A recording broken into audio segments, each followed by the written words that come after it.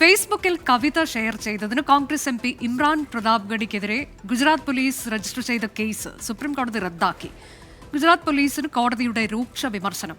പൗരാവകാശത്തെ ചവിട്ടി മെതിക്കരുത് എന്നാണ് കോടതി അഭിപ്രായപ്പെട്ടത്. അച്യുതൻ വിശദാംശങ്ങളുമായി. അച്യുതൻ, എന്താണ് അതിൽ വലിയ തിരിച്ചടി നേരിടുകയാണല്ലോ പോലീസ് സുപ്രീം കോടതിയിൽ. കോടതി എന്താണ് പറഞ്ഞത്? അനുജ, ഈ കോൺഗ്രസ് എം പി ഇമ്രാൻ പ്രതാപ്ഗിരി സമൂഹ മാധ്യമങ്ങളിൽ പങ്കുവച്ച ഒരു കവിത, അതിനെതിരെ ഗുജറാത്ത് പോലീസ് രജിസ്റ്റർ ചെയ്ത FIR റദ്ദാക്കണമെന്ന് ആവശ്യപ്പെട്ടായിരുന്നു എം പി സുപ്രീം കോടതിയെ സമീപിച്ചത്. ആ ഹർജി ആവശ്യം പരിഗണിച്ചുകൊണ്ടാണ് സുപ്രീം കോടതി ആ FIR റദ്ദാക്കിയ ഉത്തരവ് ഇപ്പോൾ ഇട്ടിരിക്കുന്നത്. അതിൽ പറയുന്ന പ്രധാനപ്പെട്ട കാര്യങ്ങൾ എന്നുള്ളത്, ആവിഷ്കാര സ്വാതന്ത്ര്യം അത് സംരക്ഷിക്കേണ്ടതുണ്ട്. അതിന്റെ ബാധ്യത കോടതികൾക്കും പോലീസിനുമാണ് എന്നുകൂടി സുപ്രീം കോടതി ഈ വിഷയത്തിൽ നിരീക്ഷിക്കുന്നുണ്ട്.